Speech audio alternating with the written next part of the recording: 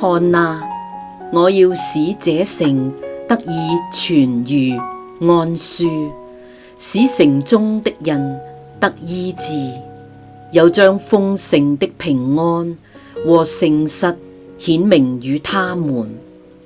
我要除淨他們的一切罪，這城要在地上萬國人面前使我得頌讚，得榮耀，名為可喜可樂之城。